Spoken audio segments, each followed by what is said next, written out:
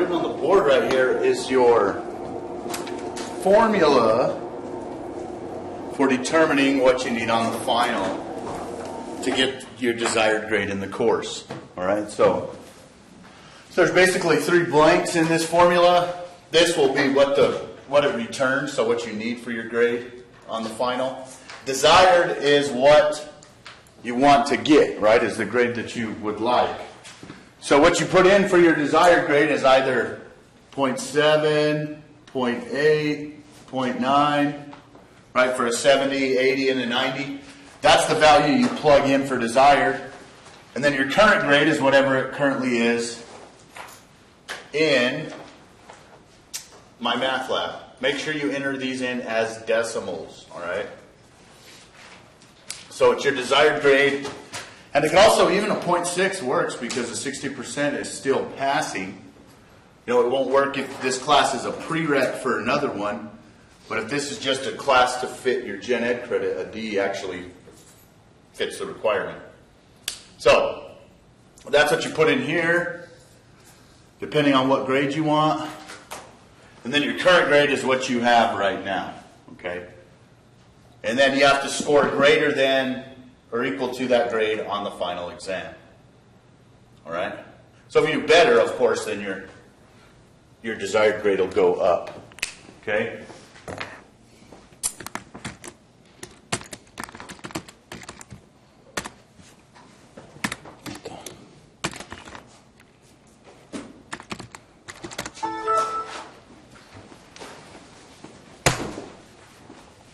And actually, this needs to go the other direction.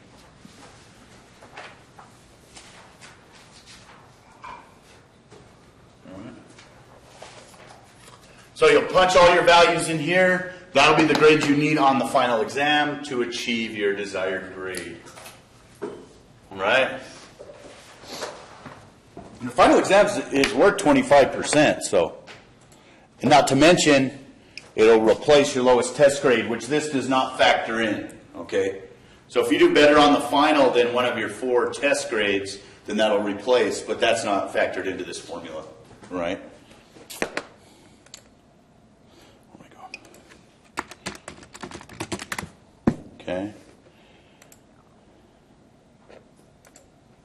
So what we're going to do today, I'll go ahead and show you where the final exam review is, and we'll do some of the problems. There's a few problems on the review that you don't have to cover that comes from Chapter 11. So you don't have to worry about those. Okay. The first thing I want to do, though, is go ahead and go over the test.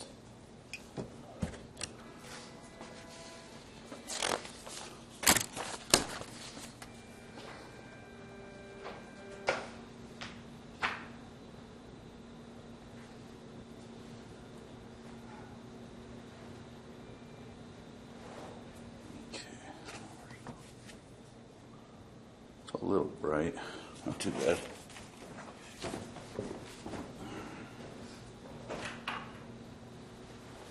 Everybody read that? Kind of see it?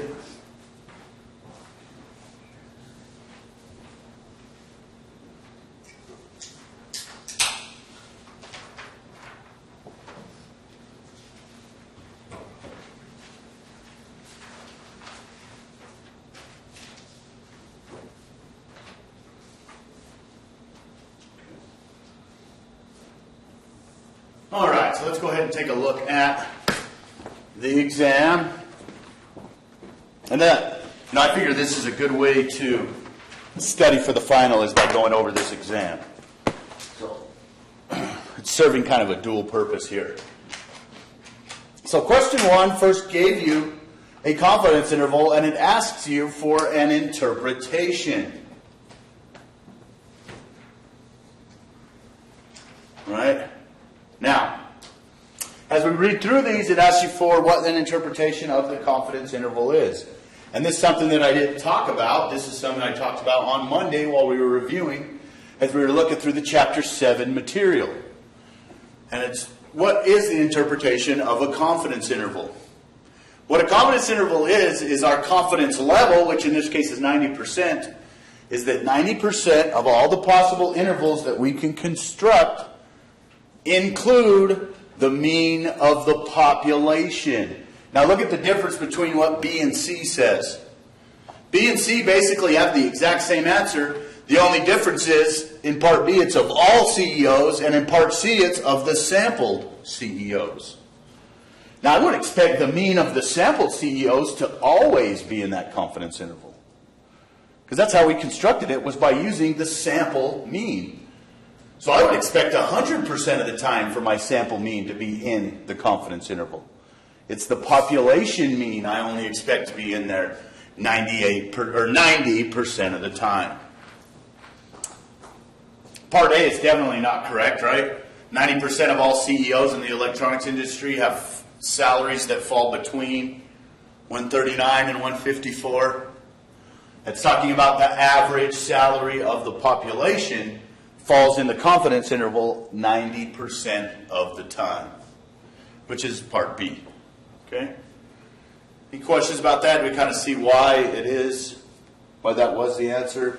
Why part C is not. Because part C is just simply talking about of the sampled CEOs, which we would always expect their average salary to be in it. Part 2 says let T naught be a specific value of T. And of course I didn't bring my formula sheet with me. Be a specific value of T such that the following statement is true. So basically what you got to do here, this is asking for what z-score goes to the p-value 0.025. So you go through, you look at the degrees of freedom of 20, and go across that row basically until you find one of these values. You go across to the row of 0.025. Let me pull the book up so we can look at that page. And everybody see that it's the probability that T is greater than or equal to T naught. So that's definitely the positive T values. If this would have been less than, then it would have been, B would have been the answer. Then it would have been the negative 2.086. Because then it would have been talking about the lower tail instead of the upper tail.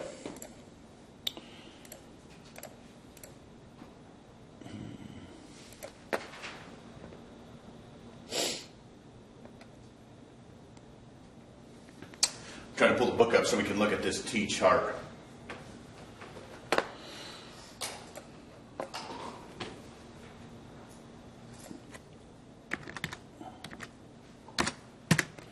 All right, so I had said the degrees of freedom was 20, so I ignore basically every line except for where the degrees of freedom is 20. So on my chart, I would look here. I would go where my subscript is 0.025, right? Because I want the area to the right of my t value to be equal to 0.025. So therefore, that would be this number right here, 2.086. So I want the area under the curve to the right of t, because I'm saying the probability that t is greater than t naught. So in this case, t naught is 2.086. Right? And really, as long as you went on the degrees of freedom 20 line, that was the only possible answer other than the negative, of course. These other ones weren't even listed there. Okay? Everybody feel good about that one? Kind of understand what's going on there? Part 3 was the n value. What is the smallest sample size from which we should consider? This formula was given to you, right? It was n equals z alpha over 2. So n equals z alpha over 2 squared times sigma squared divided by standard error squared. And just about everybody got the 12 and the 3 in the correct place, but you didn't get the z alpha exactly correct. And I did give you the 98% confidence interval, which is a two-tailed test. That box even said confidence interval or two-tailed test, right, in the box on the formula sheet. So what we would want to do there Let's go. Let me go look at the 7 and 8 formula sheet.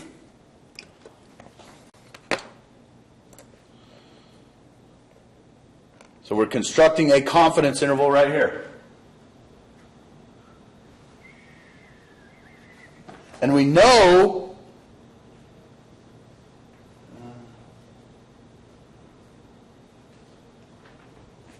it actually doesn't tell us exactly if it should be Z or T. But if it doesn't specify T, then you just go ahead and assume that it is Z, right? It says a group of commuters. It doesn't say anything about the size of the group. All right, and to tell you the truth, I didn't even go through T on this problem. I just went ahead and assumed the Z value here. But anyway, as we go through our confidence interval, or our N value, which is basically solving this formula for N, right? If I solve this formula for N, you come up with this right here.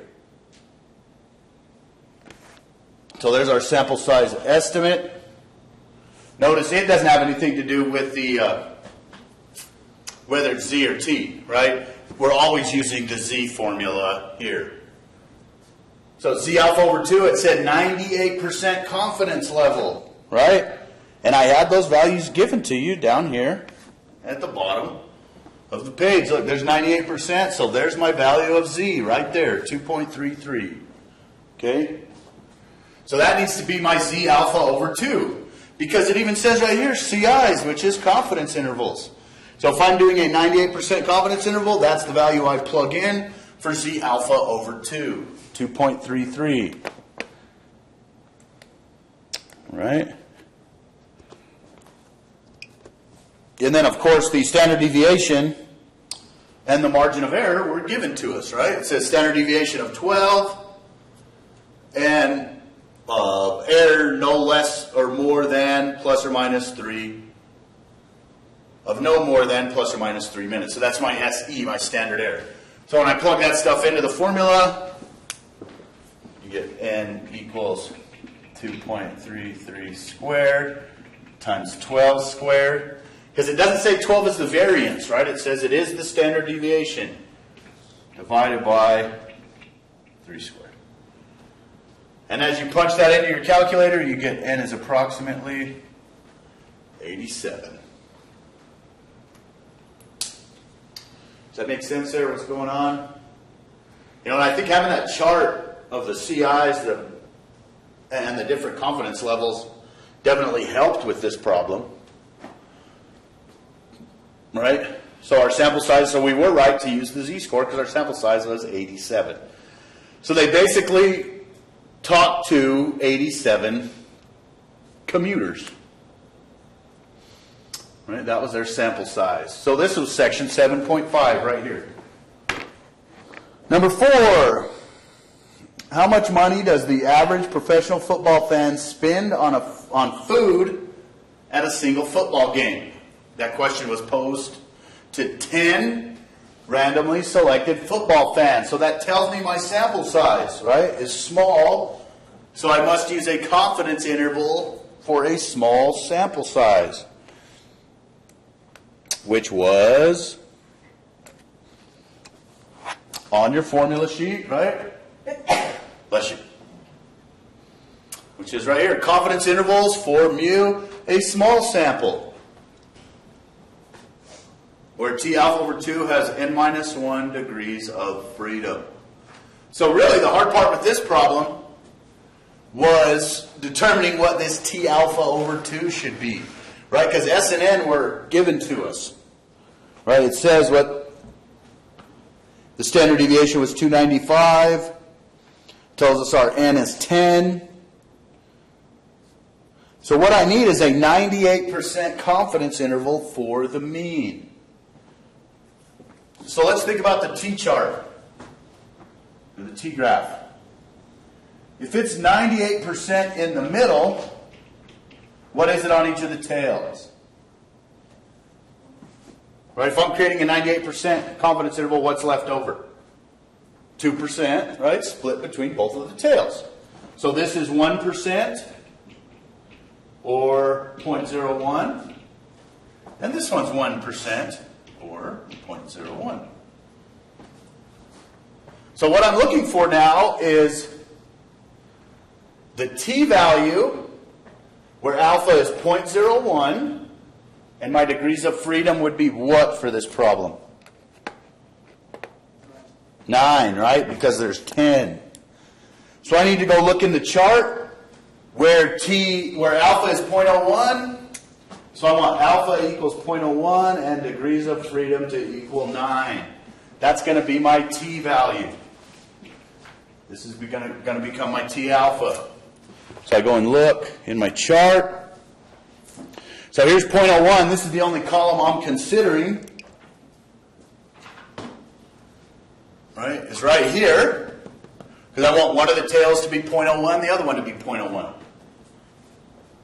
Does that make sense there, what's going on with the tail? Because it's 98% confidence interval. It's not the 98th percentile. That would be shifted down where 98% would be here and then 2% would be above it. That would be the 98th percentile. A lot different than the 98% confidence interval. So I'm going to go to 0.01 and my degrees of freedom being 9.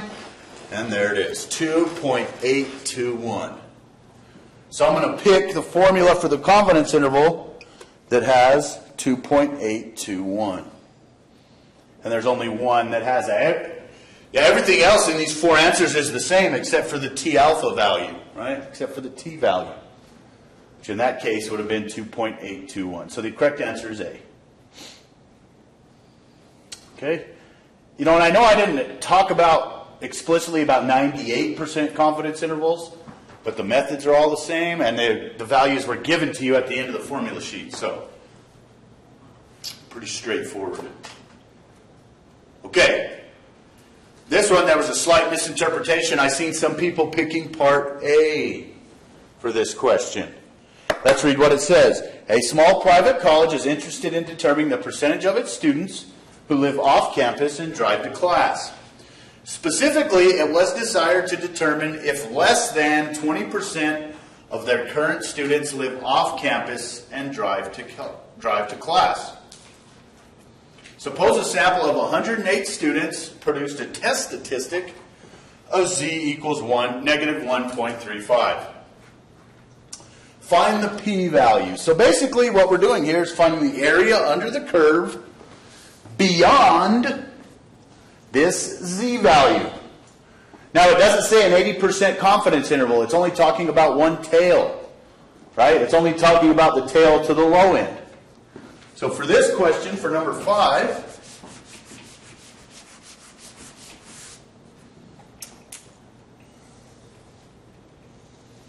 so it went through and did its calculations and found negative 1.35. So the p-value is the area under the curve in the tail. This is the p-value. Right? It's the area that lies beyond the point. So what I need to do is go look at my z-chart. Remember, my z-chart gives me this area right here. So I need to do 0.5 minus 1.35, what the area is at 1.35. So I'll do 0.5 minus and go find 1.35 in my z-chart. Because it's the same whether it's negative or positive, right? Because it's symmetric. So I can go ahead and ignore the negative and look for 1.35. Here's 1.35 right there, 0.4115. So that's actually the half complement of what we want. Right? We want this taken away because this area is 0.4115. So when I do the subtraction, you come up with 0.0885, which is the area under the curve beyond z equals negative 1.35.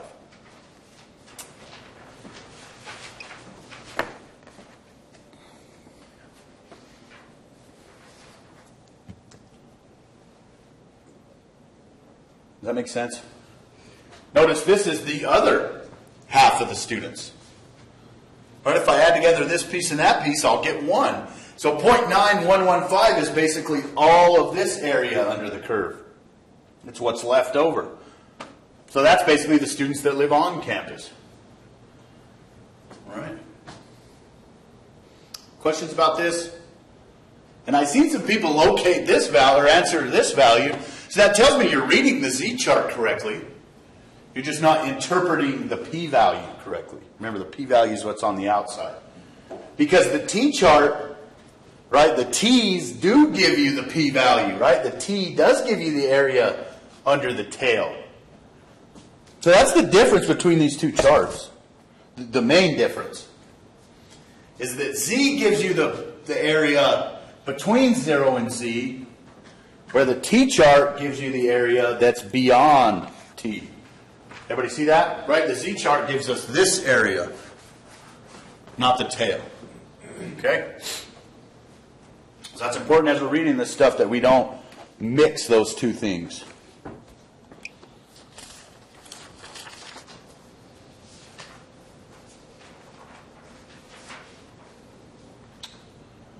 Researchers, so part 6, just about everybody got this one right. Pretty straightforward. Number of headaches per student during a semester of statistics is 10. I don't know if you guys agree with that or not. Maybe a little higher, who knows. Statistics students believe that the average is higher. In a sample of 24 students, the mean is 15 headaches with a deviation of 2. Which of the following represent the null and alternative? So the null is equal to 10 versus the alternative, which is more than 10. I think everybody got this one right. I don't think I've seen an issue. Part 7, I did see some things wrong here. And this type 1, type 2 error chart was even given to you in your formula sheet. All right? So if we go and look at your formula sheet, there it is right there. See number 11? Conclusion. So if you reject H naught, when in fact it's true, when the alternative is not true, which is the same thing as saying H naught is true, right? That is type 1 error. So when we reject H naught, when H naught is true, that is type 1 error. Type 2 error is when we fail to reject H naught, or we say HA is false when in fact HA is true. It's type 2 error. So let's see what that question is asking us. It says an insurance company sets up a statistical test with the null hypothesis that the average time for processing is 4 days. So H naught is equal to 4. Mu is equal to 4, right? So my null hypothesis is the mu is equal to 4 against my alternative hypothesis. And alternative hypothesis that the average time for processing a claim is greater than 4 days. So does everybody agree that's my null and alternative for this problem? My null is equal to 4. My alternative is greater than 4. After completing the test, it is concluded that the average time exceeds 4 days. So we reject H naught from the test. However, it is eventually learned that the mean process time is 4 days. So we reject H naught when H naught is true. Everybody agree that's what's happening here? What type of error occurred? So we rejected H naught in the test when in fact H naught was true. All right? So if we go back and look at our type 1, type 2 errors, when we reject H naught, when in fact it's true, which is to say HA is not true, that is type 1 error. So the answer to that question was type 1 because this is what we did. We rejected H naught when in fact it was true. And if we wouldn't have had that box on here, I might have had a little bit more leniency in the answer. But the fact that this was given you in the formula sheet, right, everybody should be able to answer that question correctly. Okay? All right, let's keep going.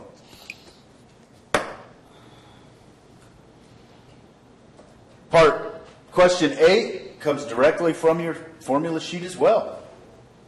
Right? Consider a test of H naught mu equals 10. For the following case, give the rejection region for the test for the Z statistic. So it's a one-tailed, right? Mu is greater than 10. And it even tells us what my alpha is. So I'm looking for a one-tailed test where my alpha is 0.01. Does everybody agree that that's one-tailed? That is given to you directly right here in this box.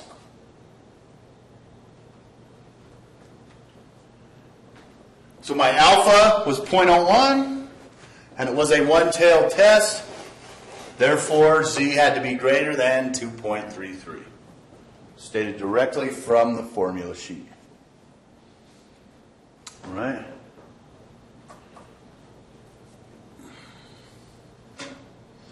I mean, C and D, just because, since it has the absolute value signs, you should have automatically kicked that out from possible answers because we knew it was only a one-tailed test.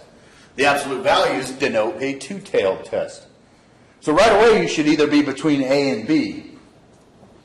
So I could see why people might pick part A because they see this alpha over 2, so they get a little bit confused.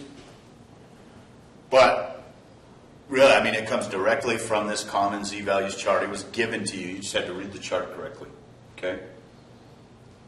So Z must be greater than 2.33.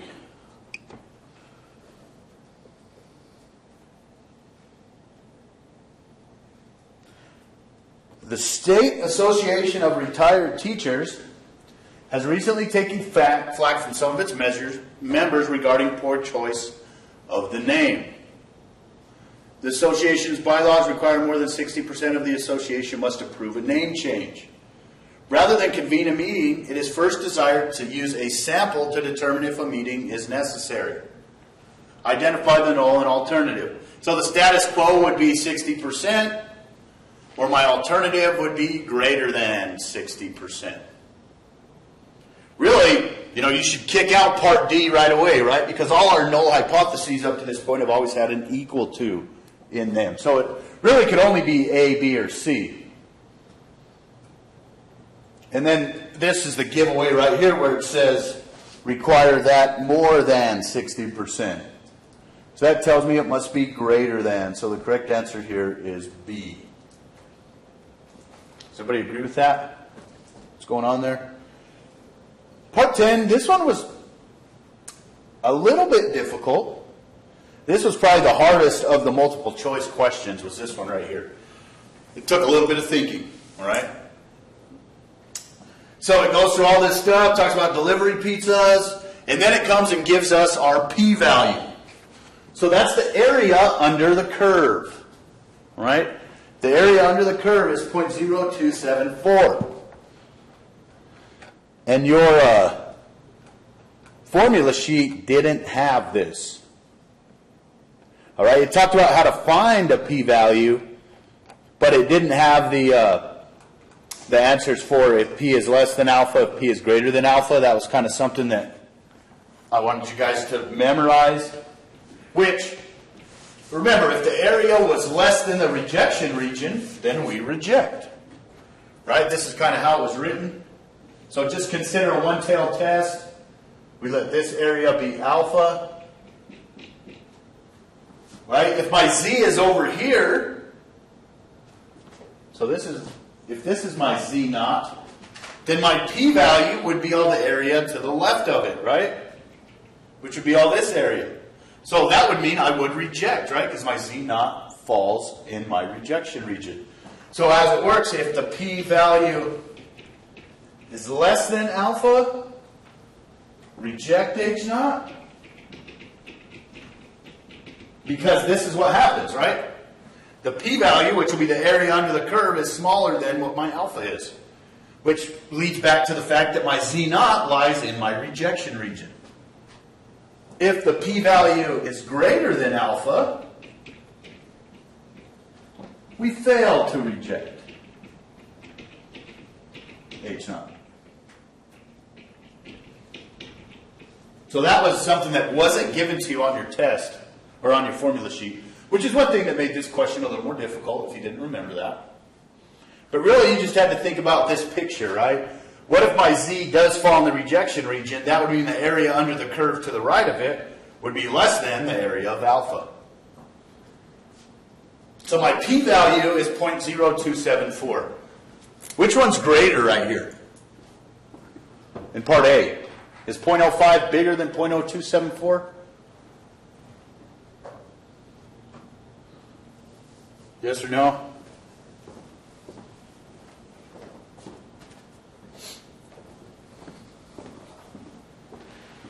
What number's bigger?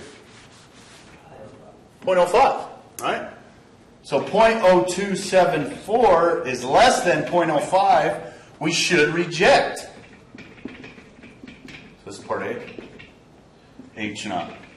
Which is not what happens there. It says part A says we fail to reject. So that's not true. That is not the correct conclusion. So part A is not correct. Part B, 0.0274 and 0.025, which one's greater? This one's greater. So we should fail to reject H naught. Which is what happens there. What about part C? It's 0.0274 and 0.02. What's the relationship there? Which one's bigger?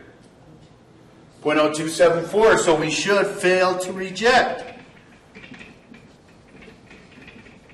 Which we don't do, right? It says we reject H naught, so C's not right. And then part D, what's the relationship? 0.0274 and 0.03, which one's bigger? 0.03, so we should reject H naught, which this says we fail to reject. So therefore, the only one that has a true conclusion is B.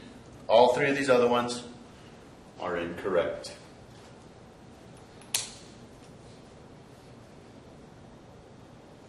Does that make a little more sense after seeing it like that, seeing the picture? And this problem, I didn't give you this statement. But if you could draw a picture representing it, I think it would lead you in the correct direction. Okay? Because if my Z naught was over here, then that would mean my p-value would be greater than alpha, so therefore I would reject, because Z naught did not fall in the rejection region.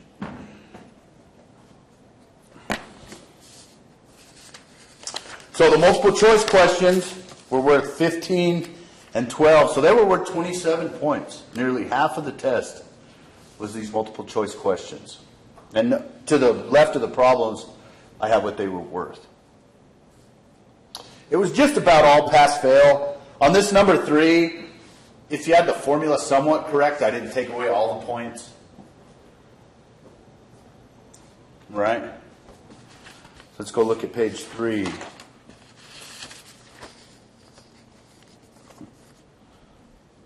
I had a little dyslexic moment right here.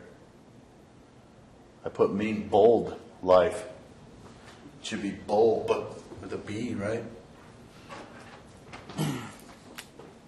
And here I've seen some answers that were not very specific, but I still kind of gave you credit for it. Remember, a parameter is either the mean, the proportion, or the standard deviation. You can't just tell me life of the bulb. You have to tell me average life of the bulb, mean life of the bulb. But if you just told me life of the bulb, I'd probably give you credit for it. I was pretty lenient on that answer. All right. And I asked calculate a 95% CI for the mean lifetime of the new brand of bulb and interpret the answer. Here I went kind of back and forth between what X bar would be, but it should be, since it said the new brand of bulb, you're going to go ahead and use the sample mean. Right, so 827.5 plus or minus 1.96. This comes directly from that chart on your formula sheet. Right, I've seen some people pick the wrong value for that. Right? When it said a 95% confidence interval, and that's right here. My N is definitely big enough to use Z. A 95% confidence interval is right there, 1.96. Should be your Z alpha over 2. Okay? Then your S was 110 and your N was 121. And I took off a point just about, well, everybody did give me some type of confidence interval, but not everybody interpreted the answer. So I took off a point if you didn't give me an interpretation. This is basically restating what question 1 was from the test, right? Where it said, restate what a confidence interval means. This is what it means. There's a 95% chance that the population mean mu is contained within that interval. Which you didn't have to use this. This is mathematics notation for contained. But you could actually write it out. There's a 95% chance that the population mean is within that interval. That's what the interpretation of a confidence interval is.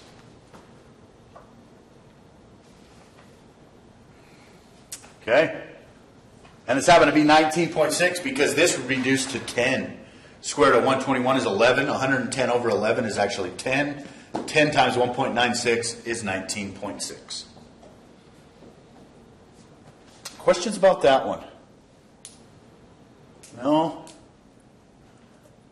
You know, as you read through this and see what you got wrong, you probably go and say, oh, that's what I did, or that makes sense. And I think seeing the answers really help drive home what the correct solution was. Because I'll bet most of the time, even if you got it wrong, you had the correct notion in your head. It just didn't get down on paper correctly. Or maybe you changed it a little bit after you thought about it. And then finally, conduct a test. Well, just about everybody did this one right.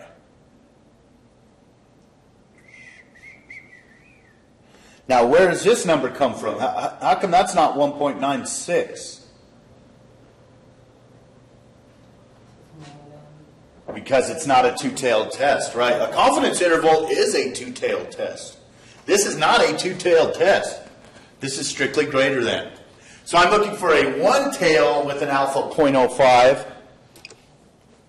So I go back to alpha being 0.05 with a one-tailed test, and I get to this point right here, 1.645 or 1.65.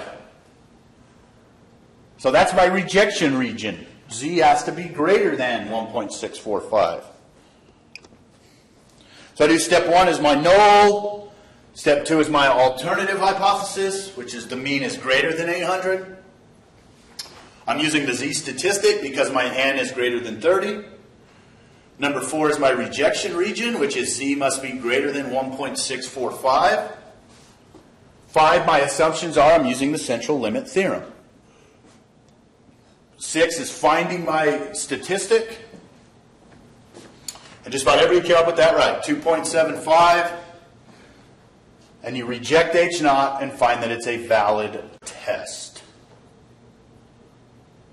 So basically each of these things were worth 1 point, but step 7 was worth, went ahead and made worth 2.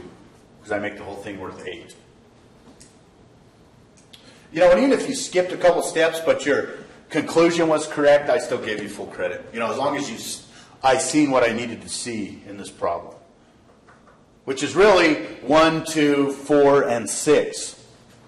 3 and 5 aren't as important as we're doing this testing. But 1, 2, 4, and 6 are very important. Since Z falls in the rejection region, we go ahead and reject H naught. Pretty straightforward hypothesis test. Any questions on this one? Does this make sense? Does it make sense why this is 1.645 when my confidence interval was 1.96? Because remember, a confidence interval is both sides. It's kind of a two-tail.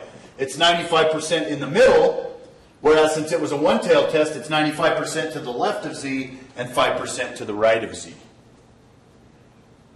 Since it's a one-tail test. This problem was worth 15 points, this one problem.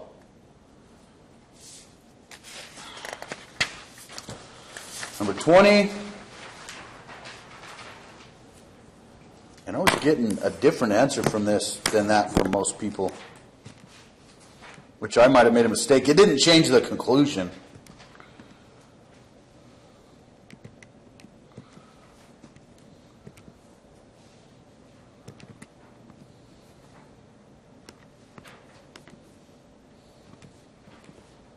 Yeah, that should be negative 0.5. I don't know what I did in my calculator. But it doesn't change the conclusion, still the same. This is negative 0.501. Okay. So this one said, number 2, according to advertisements, to an advertisement, a strain of soybeans planted on a soil prepared with a special fertilizer has a very nice mean yield. Right? 20 farmers who belong to a cooperative plant them in the prepared soil. Each uses a 40-acre plot, which is important that they all use the same size. It's not something that has to happen, but it's nice because then it makes all our samples relatively the same. And records the mean yield per acre. The mean of variance for the sample of the 20 farms are X bar equals 92, with the standard deviation of 134, which is really big. When your standard deviation is bigger than your mean, this thing has a lot of variability, a lot of spread in it. All right? So that's something that should kind of key you into whether this is going to work or not. Conduct a test for determining if the mean yield for the soybeans is not equal to 107 bushels per acre. So there's my H naught and HA equals 107, not equal to 107. Does everybody understand why that is the case for this problem? It says right there, right? Is not equal to. It doesn't say is greater than 107 or is less than 107. It says is not equal to. I'm using the t-test because n is less than 30. All right, so I have to use the t-test. So now I need to go find my rejection region. Since this is a two-tailed test, and alpha is 0.05, what's the area in each of the tails? 0.025, right. So this alpha over 2 equals 0.025, which is right there. And alpha over 2 equals 0.025, which is right there. So in here is 0.95, right? That's what's in the middle. So I need to find the t of alpha over 2 that corresponds to 0.025 of the area being to the right of it. What's my degrees of freedom for this problem? 19, n minus 1, because n was 20. So let's go look at our t-chart. 0.025, and my degrees of freedom being 19. So here's 0.025, my degrees of freedom being 19, and there it is, 2.093. That's my rejection region. T has to be greater than this value or less than its negative, right? So 0.2093. Does everybody see how I came up with that value when we look at this chart or this graph?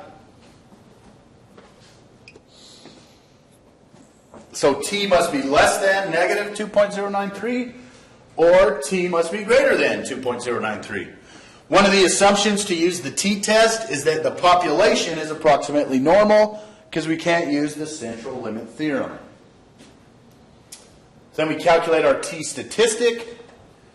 We find it to be a very small value, negative 0.501. I'm not sure how he came up with this, but either way we would come to the same conclusion. We would fail to reject H naught because this value does not lie in the rejection region.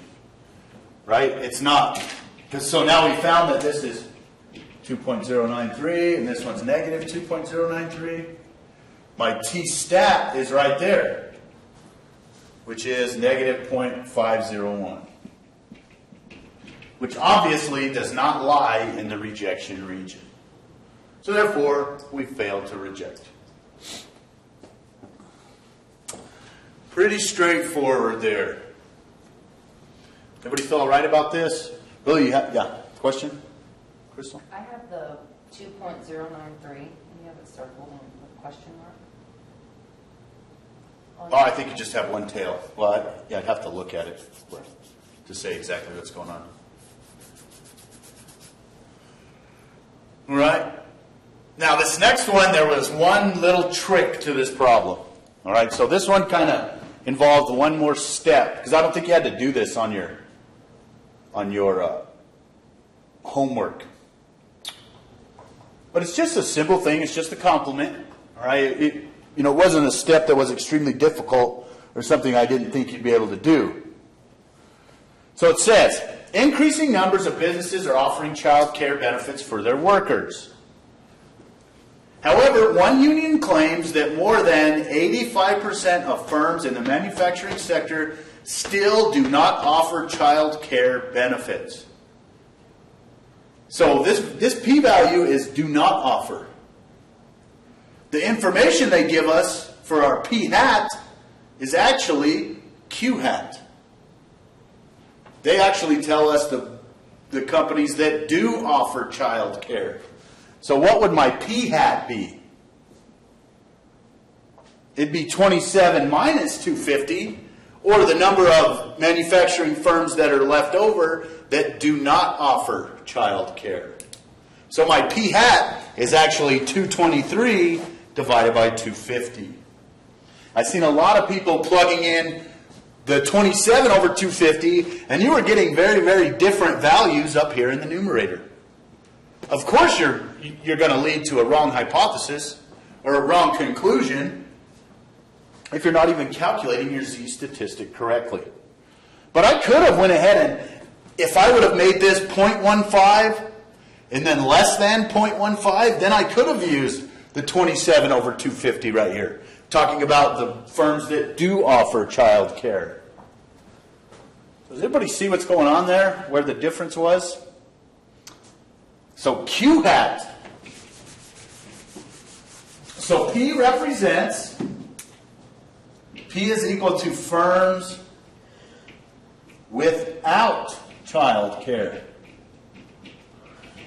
But the values they give us is actually q-hat. It's the complement of p-hat. Because it says 27 out of 250 do offer child care. But P is firms that do not have child care. So in my sample, the number of firms that do not have child care, which I'll just go ahead and erase that because we don't need it. Firms that do not have child care would be 250 minus 27, which is 223 out of 250, which equals 0.892. That needed to be the value that you plug in right here. Bless you. Does everybody see what happened right here on this problem? So this was a slight trick. Well, I wouldn't really call it a trick. I'd just say that the data was given to you in a little bit different manner. You just had to read it a little bit closer. Okay? And really, as long as you did the first few parts correctly, and you just got this wrong, I only counted off for step 6 and 7. Right? I didn't count the whole problem wrong. Okay? Everybody realize where this came from, my rejection region? It's because of my null hypothesis, or my alternative hypothesis was greater than. So they claim that there's more than 85% of firms. So they want to back up their claim. They want to reject H naught and accept HA. So in fact, after I plug this in, I get, you guys are getting something like Z was negative 32. Which doesn't make a whole lot of sense. I mean, Z is going to be somewhere between negative 5 and 5. Because things don't really fall 5 standard deviations away from the mean. That's an extreme outlier. If you came up with negative 32 right here, that's an extreme outlier. That's something that really can't happen. Really, when we get a Z value that's that big, we need to go investigate and see where there was a mistake. There was probably an issue with the calculation. All right? So that was the hard part with this problem. If my null hypothesis is talking about the percentage that do not offer child care, then my p-hat better be the percentage of my sample that do not offer child care. Or it was given to us that it was the ones that do offer childcare. Does everybody see what happened there? A little bit different type problem. So each of those were worth 8 points. So 16 total for this page. So therefore, the total for the test was 58 points. And the class average was a 75, which is higher than it was for the third test. It's not quite as high as it was for the first 2 tests, but it was still, pretty good. 75 for class average is pretty high. All right. Okay. What I want to do now is go show you where the review is, the final exam review. Did everybody get this written down? I'll go ahead and slide it back over.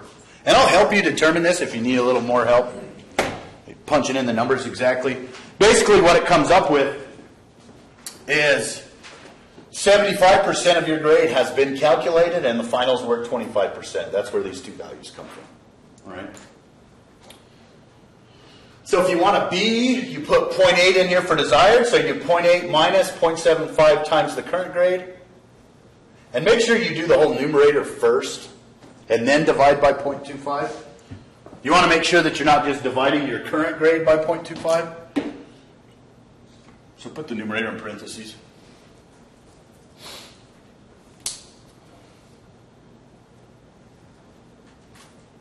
All right. Now let's go look at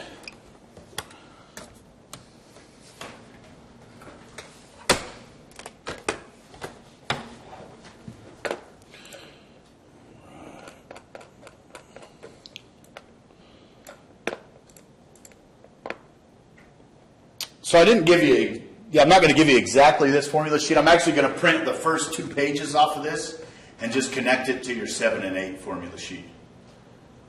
Just that way so we don't have so much paper printed off. Because basically after that is the stuff from the previous test. See it? P hat, Q hat, sample size, all the stuff from 7 and 8. And I'm even going to give you this box. I'm going to give you all this stuff for the final. Okay? P-values. So something you do need to remember is the thing that I erased right here. If the p-value is less than alpha, what does that mean? If the p-value is greater than alpha, what does that mean? Same stuff we've already looked at. Large sample hypothesis test for P. Common z-values. Now I will say, starting right here at 36, you can just ignore this stuff. That's one reason why I didn't print this page off. We didn't do anything with least squares or correlation. This is all chapter 11, so just ignore it. If you're looking at this formula sheet, just ignore this stuff down here. We didn't cover it. Okay? So let's go look at the final exam review. There is not an assignment in my math lab for the final review, all right? Because then it would have had to be like 40 problems or something. That was just too big. Because look how long this thing is. I don't know if you guys have taken a look at it. But it's actually, and the reason I didn't print it off is because it's 15 pages long. Just the review. Now, you can skip all these problems down here. This is all talking about least squares regression. So basically, you can stop at 84. Or no, 86. 85 will be your last problem. Because this one starts to talk about the relationship between y and x. That's regression. You don't have to worry about anything after 86. Up to 85 is the problems that could be on the test. 84 is a lot like one of the questions from our exam we just took. This one makes a little more sense why they don't like the name, though. The Midwest Organization of Retired Oncologists and Neurologists, acronym MORON, has recently taken flack from some of its members regarding the poor choice of the organization's name. The association bylaws require that 60%, so this is just like the problem from your test. All right? Now, the way that they gave you the sample data was a little bit different. Not exactly different. All right? The key for this is listed right here. So do up through problem 85, and look, here's the key. So all it has is the answers to each of the questions.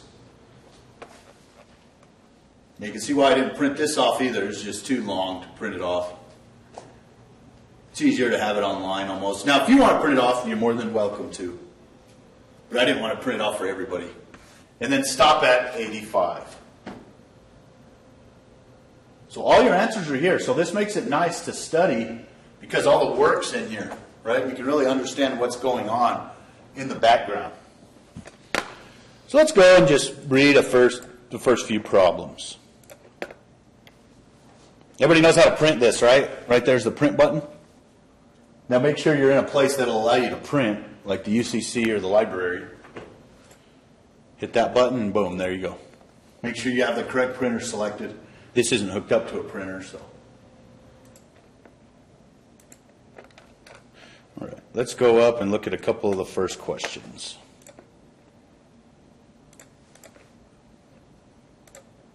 Okay. The average age of the students in a stats class is 23 years. Is this descriptive or inferential? Are they describing something or are they trying to infer and make predictions? It's descriptive. They are just describing the average age of the class. And inferential would be that the next student that, another student picked the class up, what would their average, or what's their age going to be? Well, it'll probably be somewhere around 23 years. That would be an inferential. Or if we said, suppose another stats class was made in the fall, what do you think the average age would be? Well, you'd think it would be 23. That would be an inferential statistic. Number 2 says, from past figures, it is predicted that 16% of registered voters in California will vote in the June primary. So there's some giveaways right there. The word predicted is the number 1. That tells me it's going to be an inferential statistic. Anytime you try to do a prediction, you are inferring, all right? An assumption is what you're trying to do. Does that make sense to everybody? True, false. When we take the information contained in the sample and make statements or predictions about all of the information in the population, we are utilizing the technique that is known as inferential statistics. True or false? That's true. That is what inferential means. We look at the data from our sample and try to infer to the entire population, right? Now, if our sample is big enough and chosen in a random manner, we're pretty confident that our inferential is going to be good, right? Our inferences are going to be good. Now, if the sample is really small and has a lot of bias in picking the sample, then our inferences aren't going to be very good, right?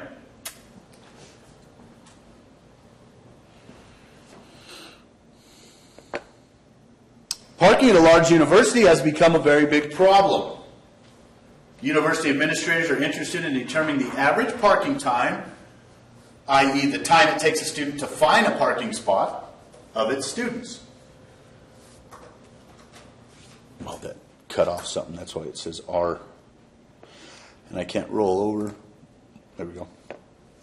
An administrator inconspicuously followed 180 students and carefully recorded their parking times. Really, you can do that from a camera on the parking lot, right? From a security camera.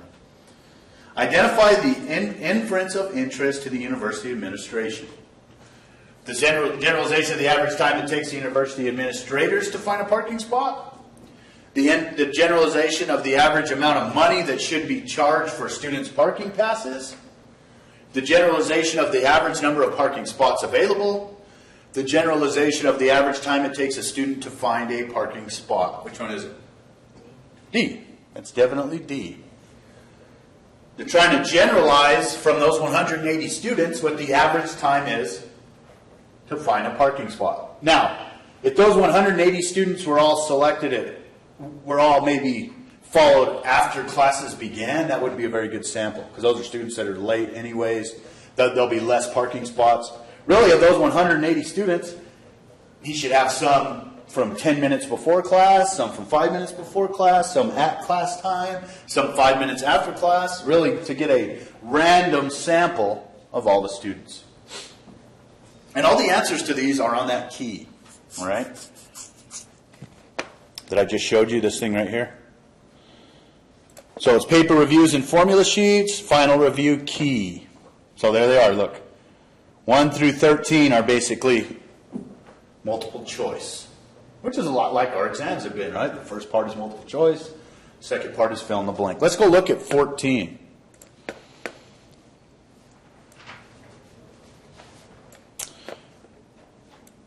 A study on illegal drug usage is conducted on a group of 200 high school student volunteers nationwide. Each week for a period of 42 weeks, participants must take an unannounced UA to screen for illegal drugs. Discuss any bias that may be present in the study. What's the number one word that biases this study? What do you guys think?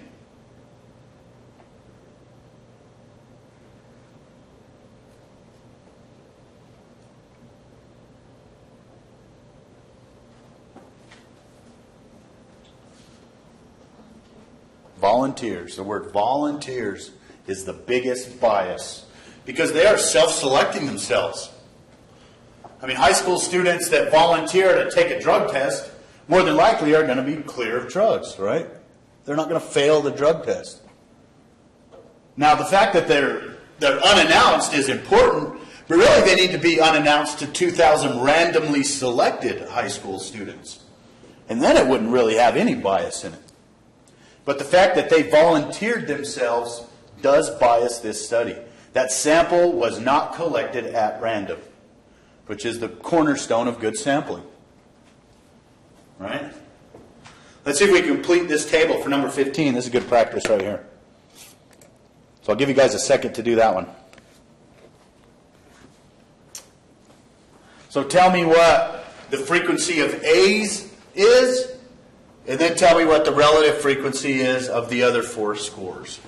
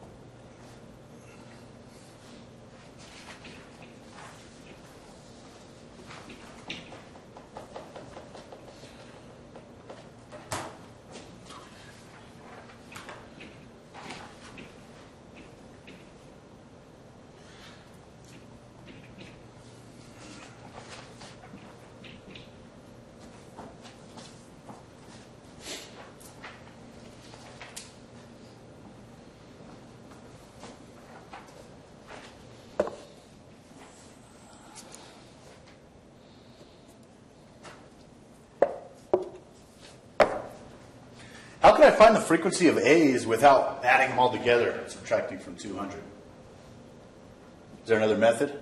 200 times. Right. 200 times its relative frequency times 0.1 will give me the exact same value. And it happens to be what? 20?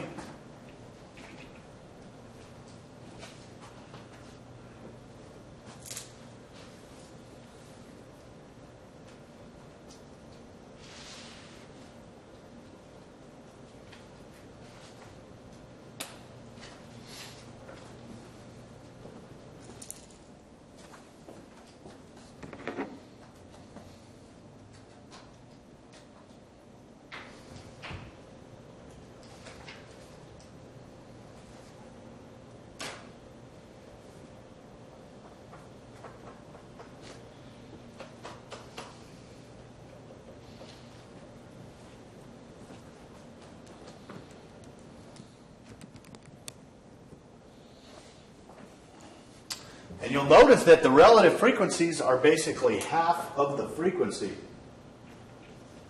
To a decimal, of course, but it's because this number is 200.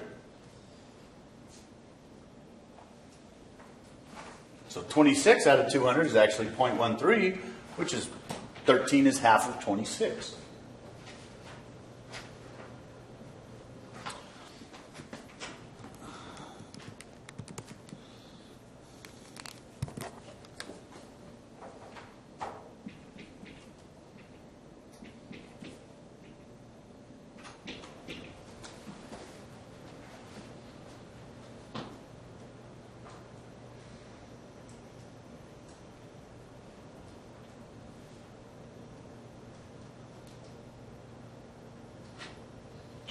That you guys got? 3 relative frequencies. 0.1, 0.13, 0.46, 0.14, and 0.17. So what if I asked you, what's the probability that a student received at least a C?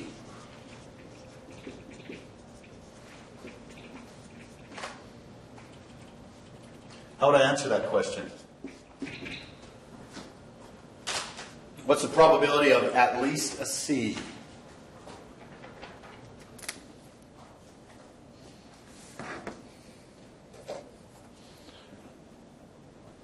Divided by 200 equals 46%. Right? No, that's of just a C. Oh. I said at least a C. So what other grades does that include? A. A and B. So what's the probability basically of getting an A, of getting a B, and of getting a C all added together? So if I would have said yes, what's the probability of getting a C? That would have been 0.46. But at least a C is this one plus this one plus this one. So it's 0.69. Is that right? You guys agree with that? So basically, a D and an F need to be 0.31, right? So that that's equal to 1. So I need to add together my D and F and make sure it's equal to 0.31, which in fact it is. So that's what's left over. All right.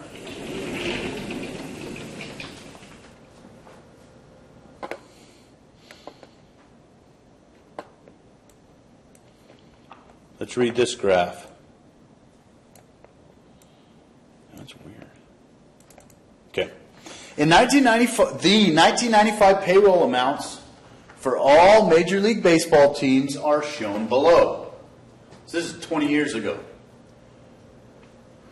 Answer the following question concerning this graph. Now, I would expect this distribution to be relatively the same today. The only difference is these numbers down here are going to be bigger, right? They're going to be slid back that direction. Where this is 30 to 40, this is 50 to 60, this is 60 to 70, and so on. And up here's the Yankees and the Red Sox, right? Up near the top. Answer the following concerning this graph. So it says, how many of the Major League payrolls exceeds 10 million in 1995? So basically, what do I need to do here to answer this question? Add together. Basically, really all I'm doing is I'm just kicking out this one. This is only one team, right?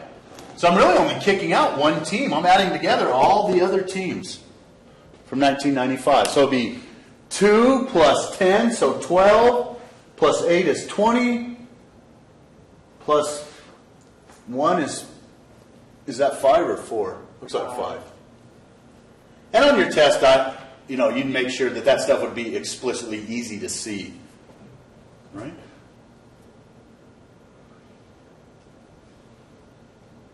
There it is. And in 95, there weren't I think there's 28 or 30 teams now where the D-backs and the D-backs, the Rays weren't in it, so there was only 28. All right.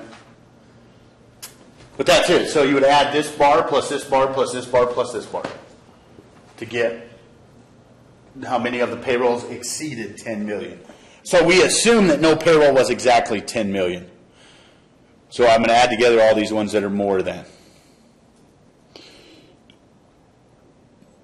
The professor of economics at a small Texas university wanted to determine what year in school students were taking his tough economics course. Shown above is the pie chart. What percentage of the class took the course prior to reaching their senior year? How would I answer that question? What do I add together? Everything but the seniors, right? So it would be 56 plus 30, it would be 86. 86% of the students take it prior to their senior year. Most of them, well, the highest proportion is as sophomores, right? As sophomores and juniors is basically 3/4 of all the students. or 76%. All right. Number 18. Which of the graphical techniques below is useful for summarizing qualitative data? Which of the graphical techniques below is useful for summarizing qualitative data? So is qualitative numbers? No, right? Qualitative is stuff that isn't numbers. Eye color, gender, right? Favorite food, that type of stuff. So it's definitely not a stem and leaf. Bar graph. Right. A bar graph, exactly. And then each of the bars would be named the different qualitations, right?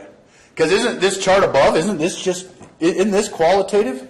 Your classification is a qualitative measurement. Now the proportion is a number, but the actual answer to the question freshman, sophomore, junior, senior is qualitative. But pie chart wasn't listed here as one of the answers, right? But bar graph was. Because I could have rewritten this thing in a bar graph, right? And let one bar be freshmen, let it go up to 10%. Let one bar be sophomores, let it go up to 46%. And so on. All right. There's a stem and leaf display.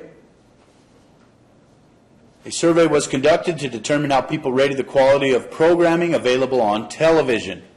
Respondents were asked to rate the overall quality from 0 to 100. The stem and leaf display of the data is shown below. So how many respondents were there? How many were there?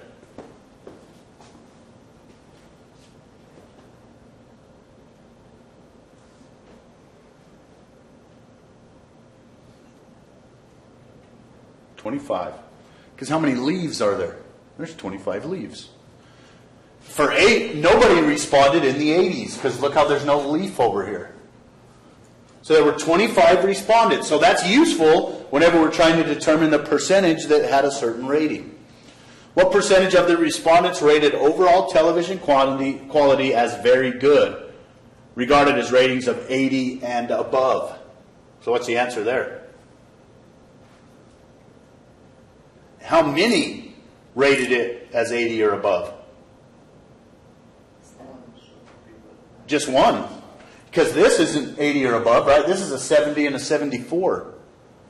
So nobody rated it in the 80s, and only one person rated it 99, so only 1 out of 25, which is, what is a percentage? 4%. 0.04 is the decimal. So it'd be 4%. 4% of respondents rated television quality as very good. What's the median here? Can you guys tell me that? What's the median of these scores?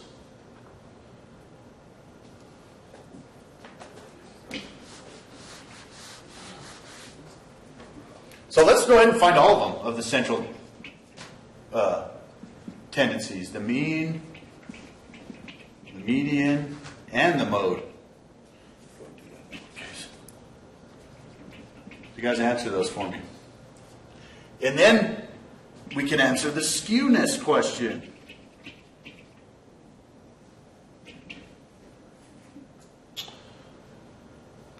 So I'll give you guys a second to do that. So the mean is we need to add them all together and divide by 25.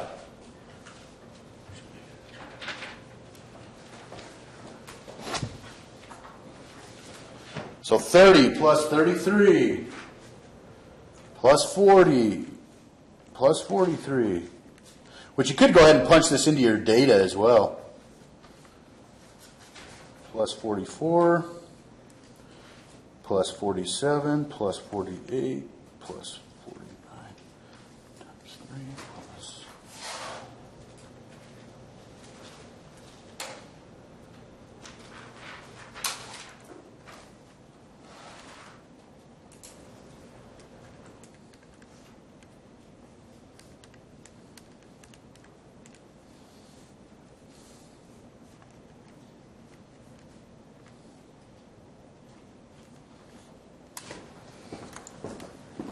So do you guys get, so remember the mean is the sum of x over n, which is equal to 1361 over 25.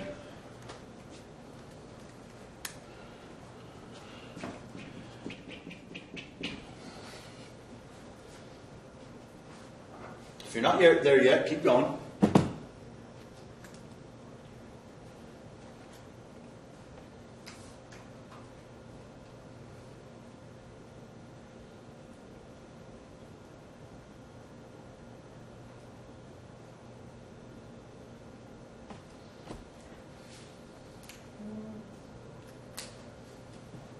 That you guys got for the mean?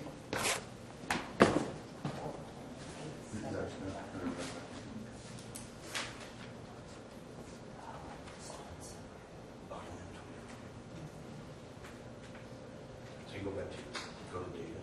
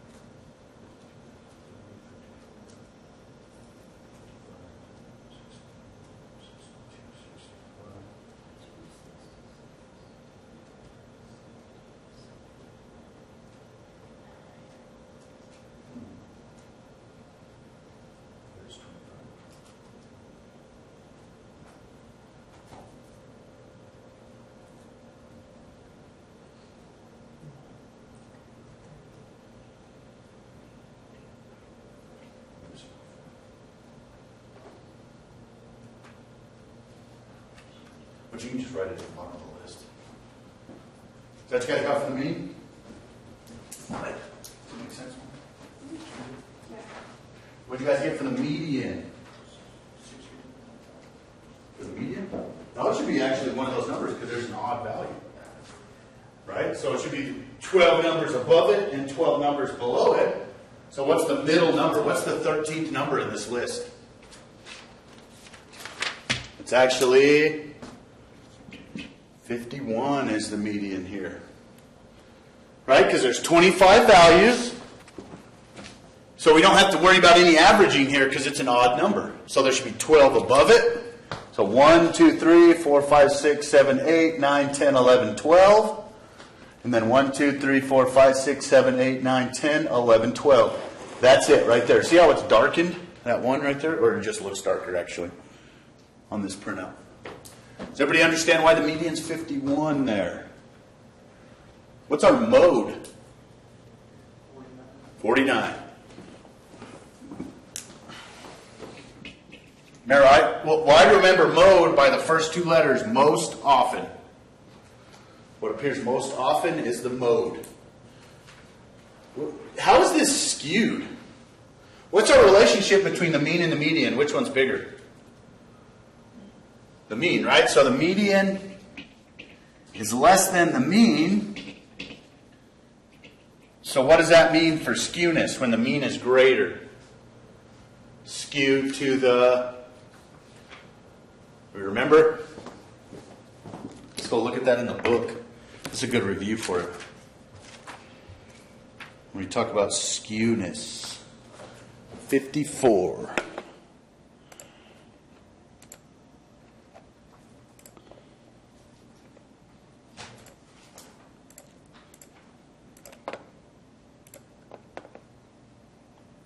And I just picked one section. It's not because it's in section 3.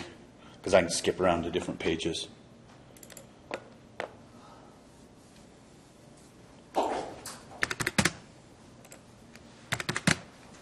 Page 54. So which one of these three things is it?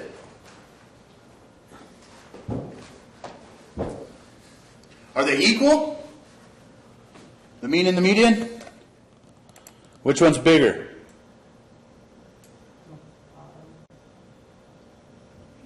Well, which one's bigger, the median or the mean? The mean's bigger. So which one of these three is it? The top. It's skewed right. And really, the reason it's skewed right is because of that 99, because of that outlier. That 99 is pulling the mean out to the right. Which, this graph really would kind of fit that shape, right? Because our mode is definitely to the left of our median, right? Because it's 49. So our graph would have this kind of shape to it.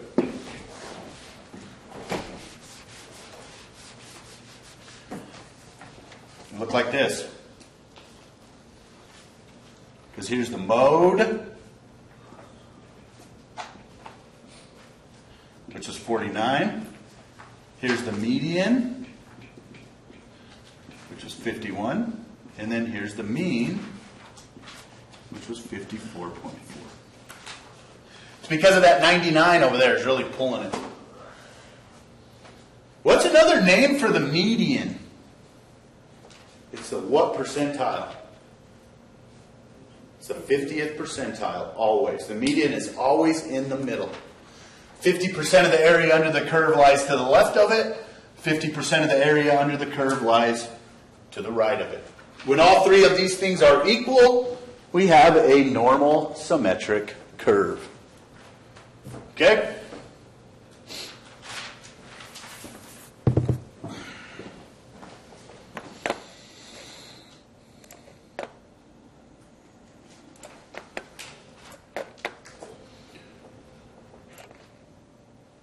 Look at that, went right back to it.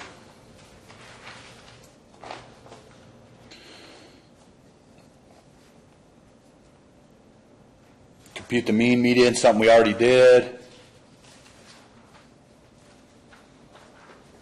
Now, if I asked you to find the variance, it's not going to be something that's very big, and you are, or variance or standard deviation, you're welcome to use your calculators. Right? Enter the data into the calculator and find your mean and variance or standard deviation that way. I'm not testing you to be able to find the standard deviation by hand. Okay? You can, you're welcome to. But I would say figure out how to put it in your calculator. So let's do it for practice right here. Let's make sure everybody knows how to enter that into their calculator.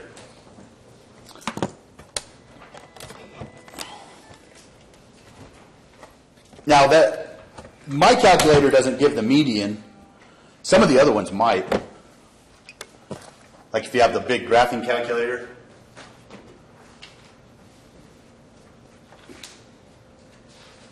So in this calculator, what's the first thing I need to do? Data. I hit the button that says data. And that's where I put in, well, you got to make sure it's on first. There's the data. I already have some numbers put in from a previous example, but let's go ahead and put those scores in. 66, 70, 94, 77, 62, 92, 79, 69, 50, 64, 85, and 82. So I have 12 data points, which makes sense because this is called the 12th thing in list 1. So that kind of verifies that I put the right amount of data points into it. Then what do I do to calculate? Second, stat, which is the data button. One variable stats, the data from list 1. Each of them only has a frequency once, and go ahead and calculate. So there's my average, 74.666666. This is the standard deviation, right? Is the S of X. Would be 12.97. And this calculator even gives you your median, which is 76.5. Even tells me where my upper... So 65 is quartile 1. What percentage is quartile 1? What percentile? 25th percentile. Because remember, Q1 is the 25th percentile, then there's the 50th percentile, and then the upper quartile is the 75th percentile. So 25, 50, and 75. So 83.5 would be my 75th percentile. Everybody get that? What's going on there? So this is my 25th percentile, my 50th percentile, and my 75th percentile. And the max and the min. The X per sample variance. The S of X, number 3 is the variance. No, that's standard deviation. Right? So the variance would be that value squared. Squared. Yeah. And that's something that's going to be on your formula sheets. Right? I'll have the variance, and I'll say the standard deviation is the square root of the variance. That is the standard deviation, not the variance. Okay?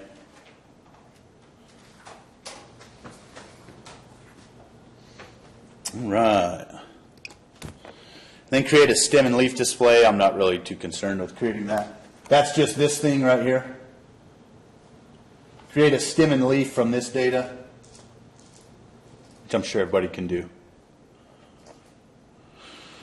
All right. 27's nice. Which one's which here? For the distribution drawn here, identify the mean, the median, and the mode. Which one's the mode? A, the thing that appears most often, the thing that has the highest frequency. Right? It shows up the most. So the peak is always the mode. So A is the mode. So B and C is what we have to determine which is which. Remember, outliers have an influence on one of either the mean or the median and no influence on the other one. Which one of those does the outliers influence? The mean or the median? The mean. So these numbers that are way out here have an influence on the mean. They don't really have an influence on the median. That's why we use median housing prices. So that the $1 million house in Portales doesn't jack up the average housing price, right? They do the median housing price. So C is the mean, B is the median. In a symmetric, true or false? In a symmetric mound-shaped distribution, we expect the values of the mean, median, and mode to differ greatly from one another. True or false? That's absolutely false. We expect all three of those values to be very close to each other, if not equal. Okay? All right, guys. So what I'm going to do is I'll give you the last few minutes of class to go print this out, because we can't print it in that computer lab still. So I'll give you time to walk over to the Golden Library or to the UCC to go print this out. Okay? So you can print out the review and the key if you want. I mean, I'm not making you do it. It's up to you. I know some people like it and some people would rather have it on the computer.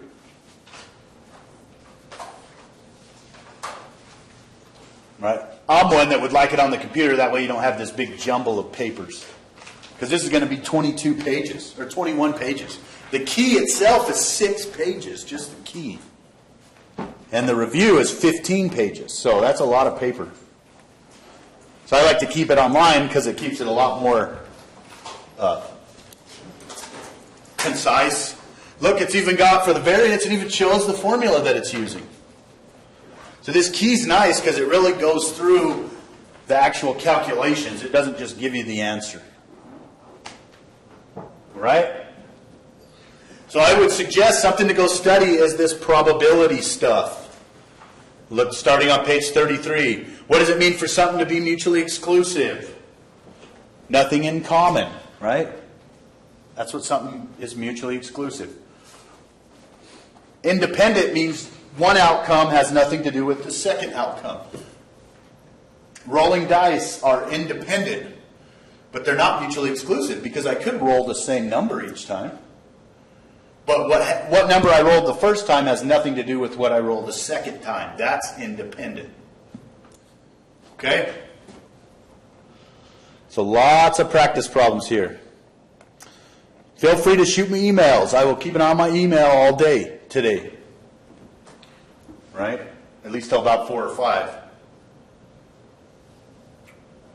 You know, I feel pretty confident about people from the 7 and 8 stuff, like the stuff we covered on the test today, really I think what you guys should focus on is the probability stuff, the intersection union, right?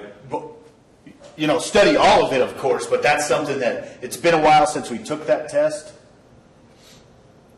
Okay? And what, you know, a good study guide is to look at your old tests. Look at your old 4 tests. Look at what parts you missed on them and go and study those type of questions, all right, that you missed. Don't go and study the stuff you already know. Okay, you can spend a little bit of time on it, but don't spend a lot of time. Stuff like this, make sure you can do this type of stuff. What's the probability between these two numbers? So we have to take the probability of the higher one minus the probability of the lower one to find the area in between, which was 0.0180. Make sure you're able to do those. Okay? If you have questions about the test, feel free to hang around and I'll answer them. If not, you are free to go. Go print this off. I'll see you tomorrow morning for the final. Hey, yeah. Oh, yeah. Yeah, and Haley has hours in the alley today from 3 to 5. Do we need to bring a scale from? No. All the work will be done on the test. All you need to bring is a pencil and a calculator. I'll provide the formula sheet and then the test and all the paper that you'll need to write out your answers. Okay?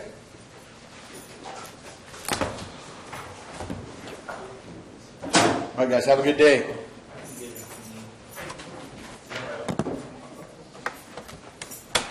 Go and see Haley if you have questions.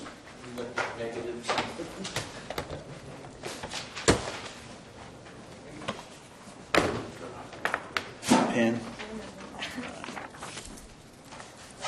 Okay.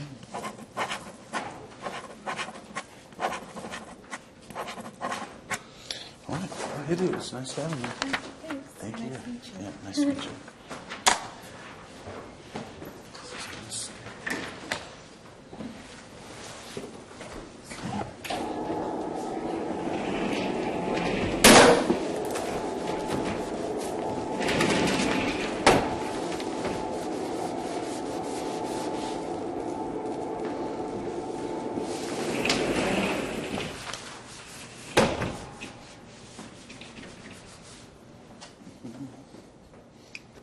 Let's see what you got here. On this one, you have 2.093 circles. I've got it as a 2-tail. Right. Okay. I didn't know why you had that circle. I've seen, That's, yeah, okay, so we did that correct. So And then- probability, so assume it's normal, okay, t-test, which that would be your rejection region. I had, through all of these, I had that mixed up. Did you notice that? I mean, I had them on there, Oh, but I had like on every single the one of step, them. yeah, and I didn't count off. I mean, I knew the step. I guess I just didn't know that it was 3 or 5 or 4. So I guess what we didn't do here is where's this, so you did it for Z and then for T, but you didn't explicitly define which one your rejection region is. You kind of had 2 rejection regions. Yeah, this is T and that's Z, so which one are you using? The T Right, but you didn't really explain it. on here, Right. and then You know, your answer should be to where I can look at it and garner all the information without any previous knowledge. I thought I knew this, and then that. And I'm not is sure- True. This is 0, right? The probability that Z equals a value. And it would be, and then you're using Z right here where you call it T, so you're mixing Z and T again. And then this HA is true, the mean yield for soybeans is not equal. Oh, and then you messed your mixture. Yes, I. You square rooted so it. that's wrong. But that's the right answer right there. But you didn't explicitly state that it was. This still, This is. it did get rejected, right? Wasn't it? Yes, it's not equal to 107, so we rejected it. Well, does this value fall in the rejection region? That's why you reject it. Not that it's not equal to 107. This just has to do with us setting up this rejection region. And then I'm not sure what this number would be at. Well, here what I was doing was this. That was the Z, and then there was no. This is T that I'm using. And then HA, that is the correct conclusion.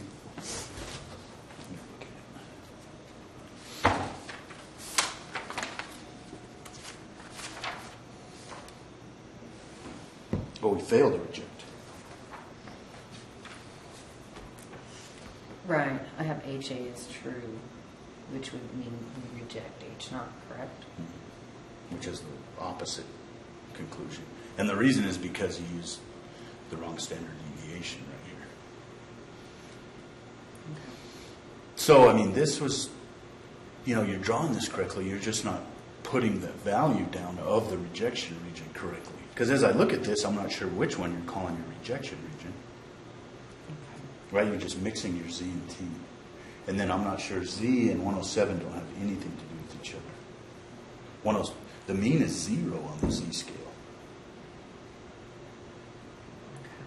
Right? Because that's what the Z is. It's the standard normal. So what it does is it moves our mean of 107 back to 0.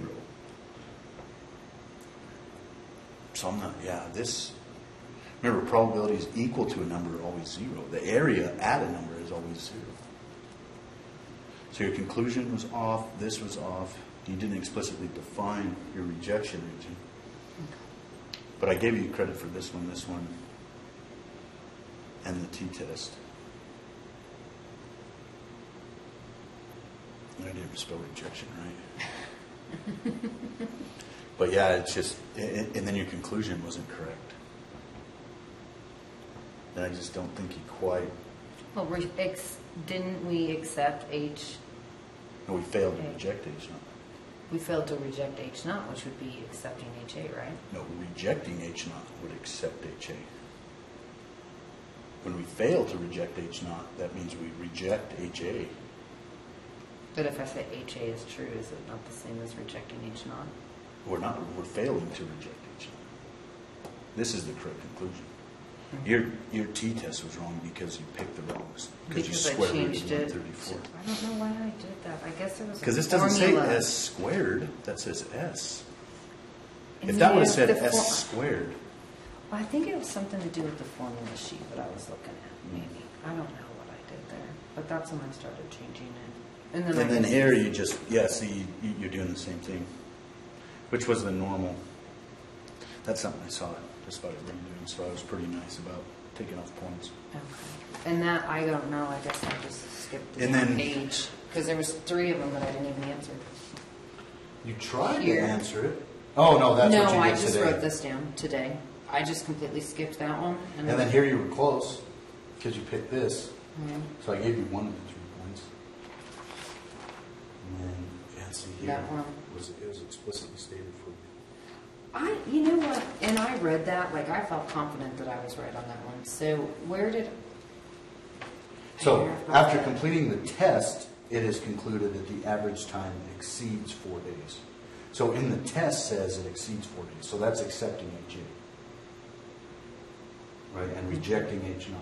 But then, however, it is eventually learned that the mean time is 4 days. So our test rejected H naught when in fact H naught was true. So that's a typo here.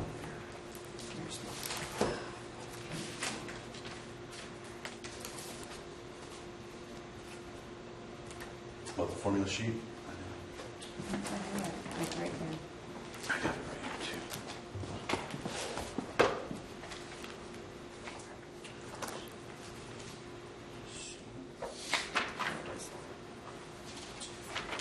There. So I guess I read, let's see. After completing the statistical test, It's concluded that the average time is exceeds 4 days. So that means you reject H naught. So it's got to be something on this line right here.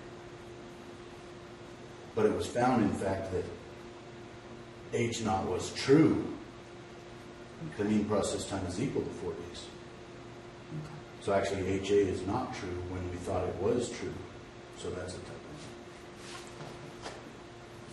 I looked through this last night. How do you feel about it? I didn't use anything besides. Did you look at your grade after this test was in? I still have a C, but Yeah, I it's don't not- think that's. No, that's right. I'm gonna do that. Like, I don't know. I feel like I did have a decent amount. I only got to like 40 I think last night. That's all easy.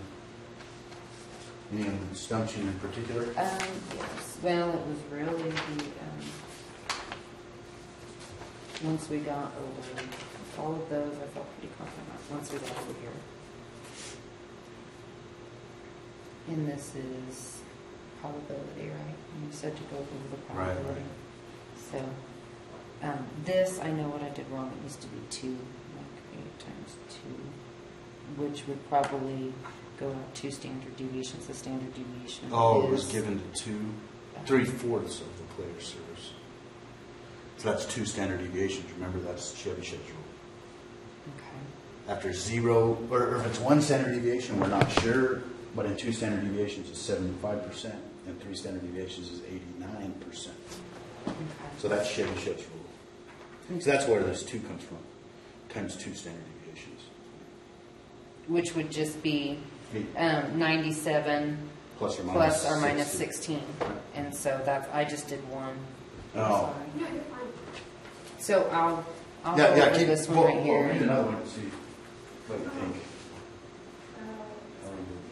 I just wanted you to explain, I was so confused with type 1 and type 2. Well, like, I know it was on one thing, but I didn't know that I did skip. And I had it backwards, but I'm still, like, confused. So here it's saying the test is concluded at the average time exceeds 4 days. So that means we reject the H naught from the test. However, he's learning that the process time really is 4 days, so actually H naught is true. So type 1 error is when we accept HA and reject H naught, when in fact HA is false, or if H naught is true.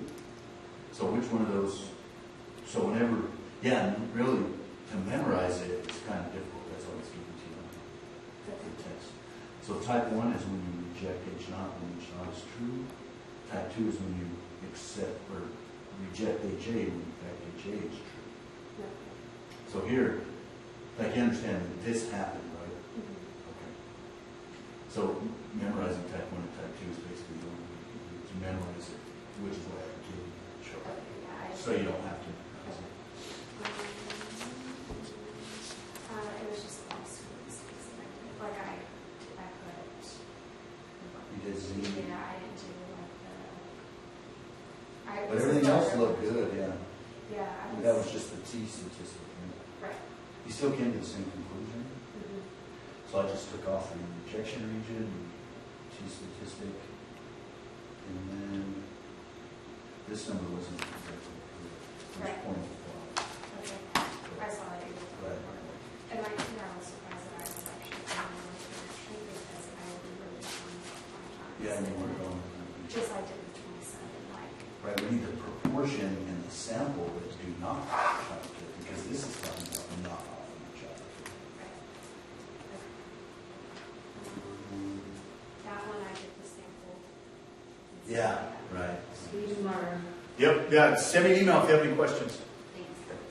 This one I was so confused on because I was looking for 2.33 and 98%. Right, but it's not Z, right, it's yeah. T, right? Yeah, that's why I was confused in there. And then I wrote down these formulas, but And this, you had come up with that, I'm not sure, did you I do? kind of just guessed because like Oh. I didn't realize that I know how to do this. And this is square too. Okay. I know how to do that. I just didn't think about it. Yeah, I just didn't think about it, I guess. But Which I think taking the test and then seeing the mistake really helps you the next time you see the question, right. because it kind of really reinforces the And knowledge. I mean, Good there. nervous for a while, but like you said today, going over our old tests would help. So I was Definitely. like, so you're going to test us on like what we've already been testing. Oh, yeah, of course. Okay. Now, there might be some additional stuff, but, you know, if you really study your tests, you'll be fine for your test. And understand what's going on with the test. Okay. And see all the stuff you did right. See, and I here, see, it's CI, so it's the small thing. See, and you were one of the people that actually gave me conclusion. That's probably what I'm sure. Oh, okay. Is giving conclusions. See, and this should be the mean life of the list. Okay. The average life. Right. And then right here, I put we reject HO, but I put that it wasn't in the way. Right, so you contradicted yourself. Okay. Which is why I just took off. Okay. Everything else looks good. Yeah, see, so you see why, if it's not in the rejection region, then we're not going to reject it. First, It's I not- put we failed to reject HO, and then I went back and changed it to reject HO. I went back through and read that, and I don't think that's what I was. Oh. So, And then here, so T, and really, I mean, you're this is, on the right track. I came in really confident to this test, and I came in really confident to the Z-score test, and those were the two tests I did You the did next as one. well. So, Just got to remember the sample size, right? Always look at the size of the sample. If it's less than 30, you got to use T. two tests, If it's greater than 30, which this one obviously is, then you use the Z. okay. And here, I mean, that was kind of a tough question, because I don't think it was ever really shown to you that way, but it wasn't something you couldn't figure out. You know, you just can't mix. This is not child care, and this is child care, so you can't mix those two things. Okay. Yeah, I was really confused on Yeah, that. getting a Z that's that big, something's wrong. Yeah, that's why I didn't put a conclusion. I knew that wasn't Something's right. off. Yeah. But, Okay. So what do you think, though, after going over it? I feel like I know what I did wrong. Which is It was good. just like small mistakes that I'll probably go back over it. Like this one, I can go over it on myself. I mean, I go to the tutor all the time. Go see Lady? Yeah, but I asked her if we could go over like the old tests, because I kept all of them. Yeah, and stuff, that, which is so good. that I can do that. So, That was a homework. but they're all